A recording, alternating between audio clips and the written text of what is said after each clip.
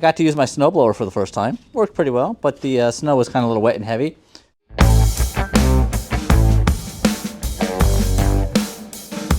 Hey boys and girls, so today it's like 30 degrees here right now in northern New Jersey. I'm in my garage. I'll be honest, it's freaking freezing in here, which is why I got my jacket on and everything. We're supposed to get a little snow tonight here. It could be anywhere from 2 inches to 9 inches, they say, so who knows? So I'm gonna get the bike moved to the back of the garage, which is right over here behind the flag, so I can get my cars in here for tonight.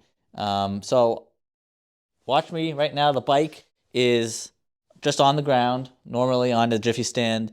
I'm going to put it on the electrical lift and then put it on the dolly, and then I'll show you how I move the dolly and the bike to where it needs to be, and just give you a real world example of how well this thing works, all right?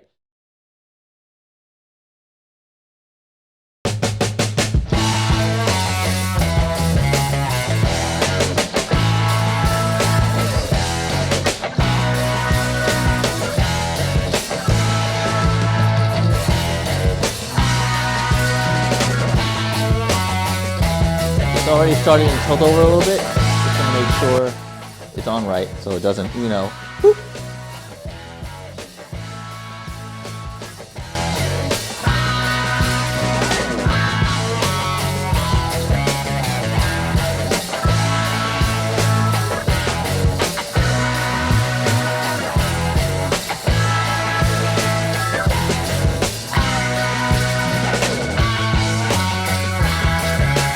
Alright, both wheels are off the ground. See, I could turn this freely. Now I just got to go the rest of the way.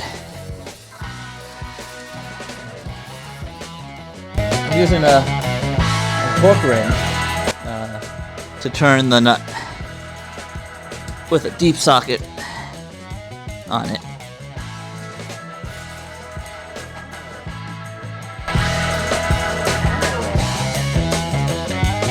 Now I'm going to bring the dolly over here.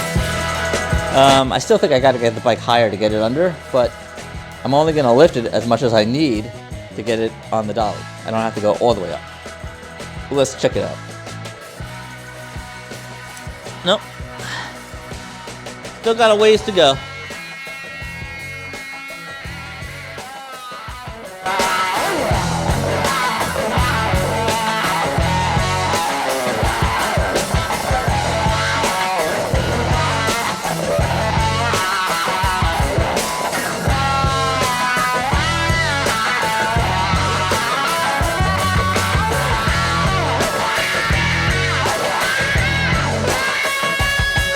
Almost.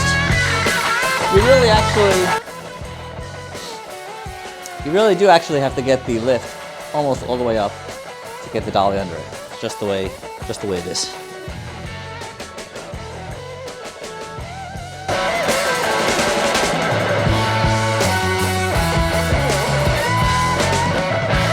There we go.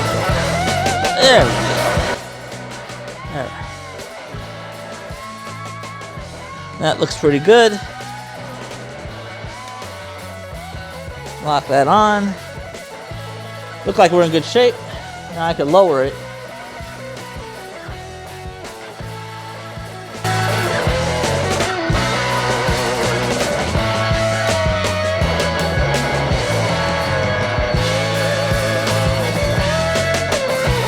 what I did was I just lowered the lift a little bit.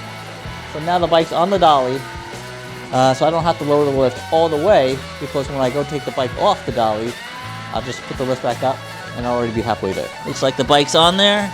You want to know if the bike's on there? Do a little test. All right, let's move the bike to the back of the garage, shall we?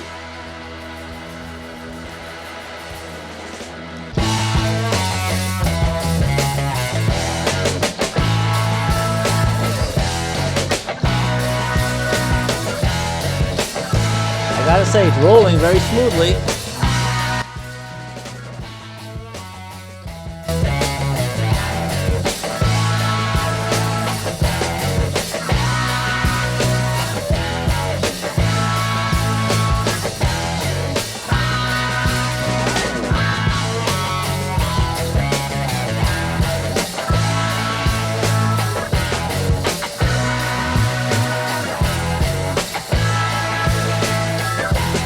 Alright, this looks like a good spot. I locked one of the casters so it doesn't roll by itself. It's going to be a tight fit. I'll be honest. It's going to be a tight fit when I pull the cars in. We'll see how the cars fit. My wife's car is smaller than mine, so it should be okay. It's a Subaru Crosstrek. I got his Honda Accord. So I'm going to do a little moving around, and then later on, we'll see how the cars fit in there. But as you can see, once the bike's on the Let's Roll dolly, you got a smooth surface. It's pretty easy to move around. A lot easier than me trying to do it on my own, on or off the bike. All right, remember I told you it was supposed to snow? Well, it snowed. Check out how much. We only got actually about 4 inches, so. I already pulled the cars out of the garage. There you go. Not much, it wasn't bad.